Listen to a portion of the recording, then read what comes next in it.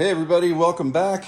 I went to an antique car swap meet recently and found a few fun items. I thought I'd share them with you real quick. So in no particular order, we'll just start with these first. I found a set of XL multi-head wrenches, patent April 28, 1925. On the back it says, manufactured by the Park Metalware Company Incorporated, Orchard Park, New York. And I had never seen these before. Let me show you how they work. And first of all, I got one small straight handle, one long straight handle, and another sort of longish straight handle with a offset end to it. And here's the heads. First of all the heads are quite thin, especially compared to a modern wrench like this one here. You can see how much thinner they actually are. And sometimes that comes in handy depending on what you're trying to do. And just for comparison, I've owned this other antique set of wrenches for quite a while. These are also thin. These new ones I got are even thinner than these.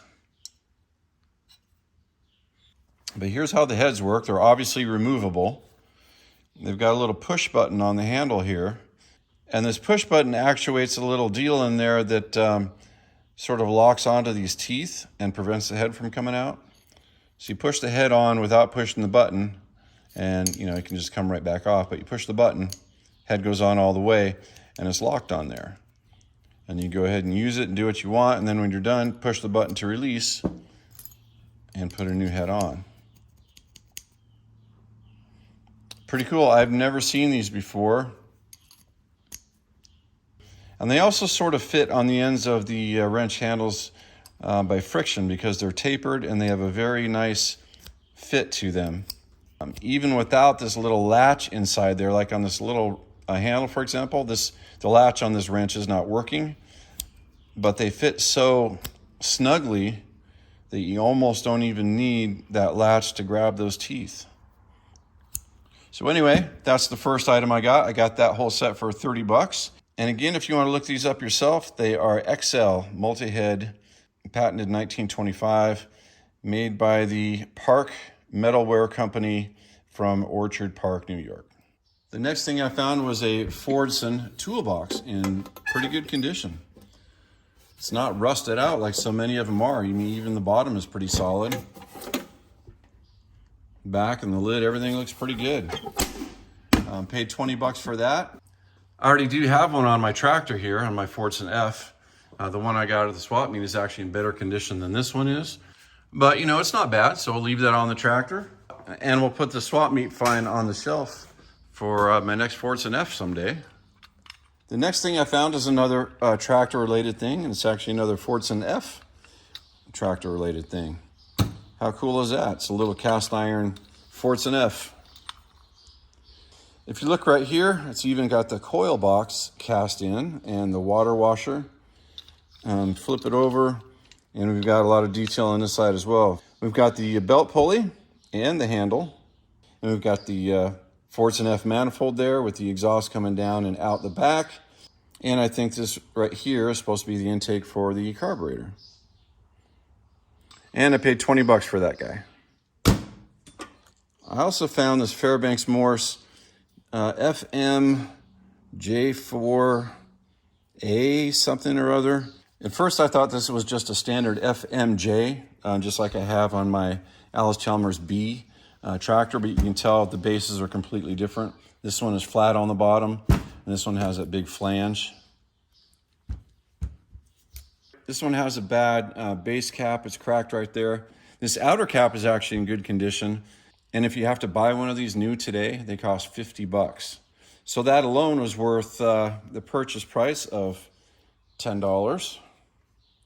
And just for curiosity, let's crack this open real quick. I want to see if it's complete. Does it have a coil? Does it have points? Does it have a condenser? All right, anyway, let's see what we got. Yeah, still got the gear in there.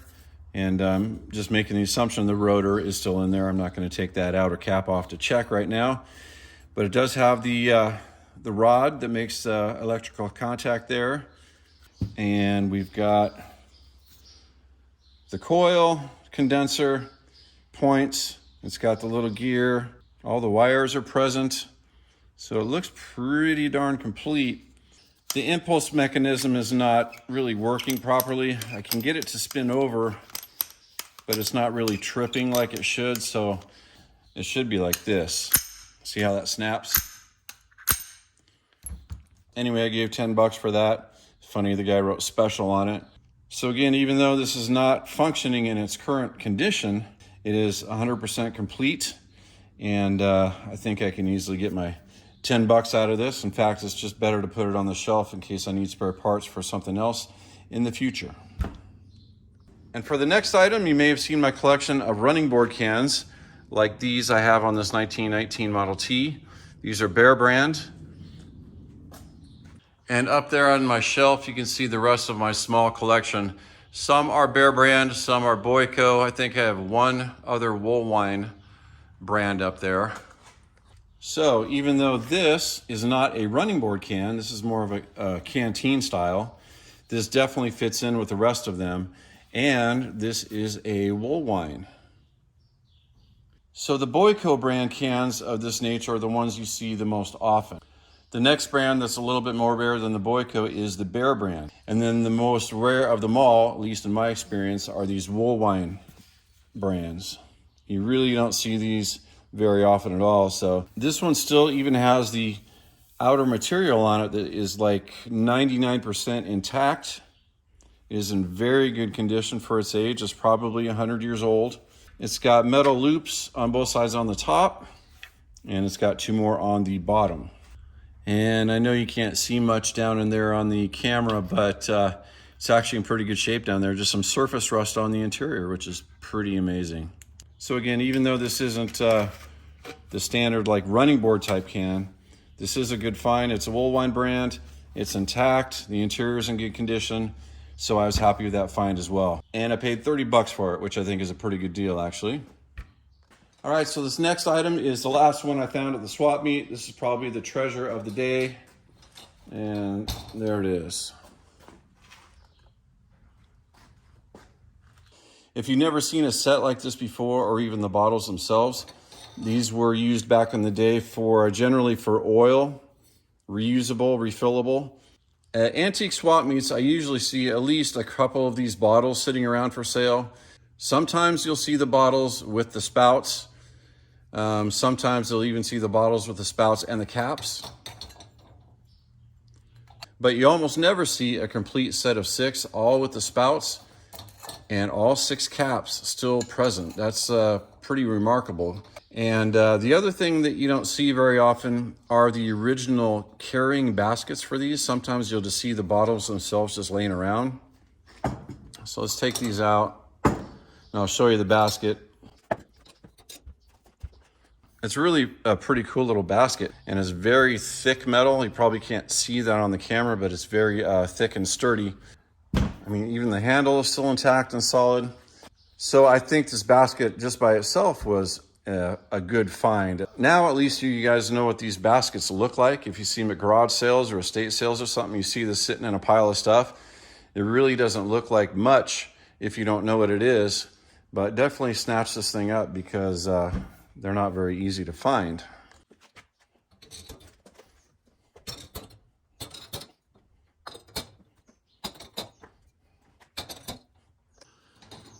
We do have some makers embossing on the spouts.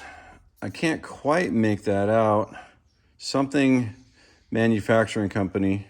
And then there's a date, September 14th.